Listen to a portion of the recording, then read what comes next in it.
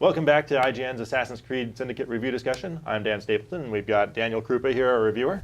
Hey, everyone. We've got Zach Ryan, and we have Marty Sleva. We did it. And one of the things that stood out to you, Krupa, in your review is Evie and Jacob Frye, the assassins, the twin assassin characters in this game. And you think they're the best assassins that this entire series has seen so far, even better than Ezio. So why don't you make that case? Yeah, so I really like Ezio. He's very funny, and obviously spent a lot of time with him. But there's a scene early on in Syndicate that really kind of cemented my love of Evie and Jacob. There's a bit where you're with Evie and you go to St. Paul's and you do something that's very quintessentially Assassin's Creed. You have this little icon that you put into St. Paul's and it opens up and there's a tomb and you walk downstairs and it's like, I've done this so many times. But you're with Jacob, and Jacob kind of expresses what I was thinking at that point. He was just like, this is boring. Can we not do this for an entire game?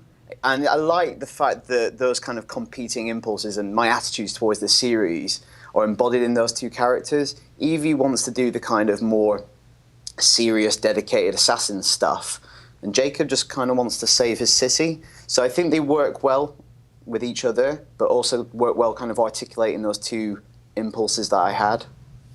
And Zach, and I think the last Assassin's Creed you played was Ezio one. Yeah. How do you think Evie and Jacob stack up next to him? Well, I don't think that you're going to find any argument here that they're not only a couple of the best characters in this series, but like they're a couple of my favorite characters in gaming in the last few years. Like I think that the way that they're written, their dynamic as brother and sister is fantastic.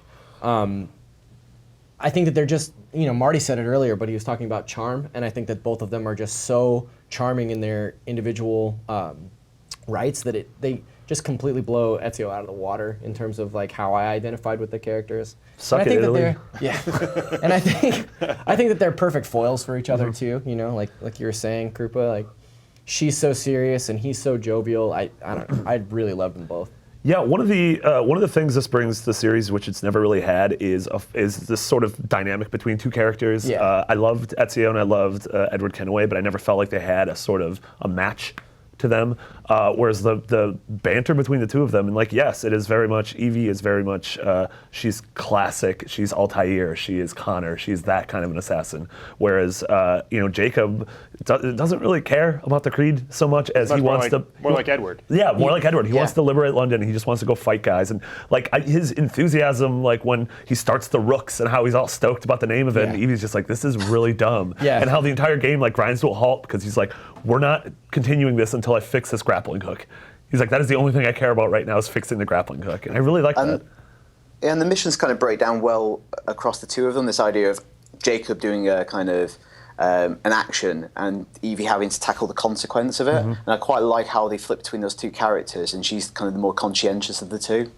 Yeah. Yeah, I would say that of the two of them, I definitely liked Evie as a character better. I kind of wish that in the story missions there was more missions for her, especially towards the end. It's all Jacob, pretty much. But I think that playing through all the side missions and choosing, going back and forth between the two, you get a really good feel for both of them. So. Yeah, I really liked the way too that you could sort of build up each character through their skill tree in their own right. And I really like the fact that Evie was my primary character in side quests, and so I'd slowly build her up, and I'd build up these cool like exploration tools and eagle vision and being able to craft better things. But then if I hop back to Jacob, I automatically leveled up all those things, and I could just like he was my fighter, and so if I got into like a certain area where like the enemies are really tough, I could switch to him, and he had all the combat abilities. And so I liked being able to sort of. Not only were the characters written to be different, but I was able to create them to express those differences. Yeah. And do you think Ezio has Jacob and Evie beat in any way? I mean, there's something special about we literally experienced Ezio's story from birth to death over the course of 3 games, which is something like a rarity in video games. And he was a likable character who had terrible things happen to him, but still like maintained a positive attitude. That was a weird thing to say. Even in the face of his own death, he maintained a positive attitude. Always a smiler. Yes, I think the one thing Ezio has is that we just had more time with him. Yeah. Do you think we'll get more time with Jacob and Evie? Well, it would be interesting to see how they tackle the DLC, which is taking place. Is it 30 years later? Yeah. So you might get a bit more time with them in a different period of their life, perhaps. Yeah. I would love to see them return. Well, Well, last time we had Ubisoft strike on a character that they really liked, Ezio. They stuck with him for 3 games. Yeah.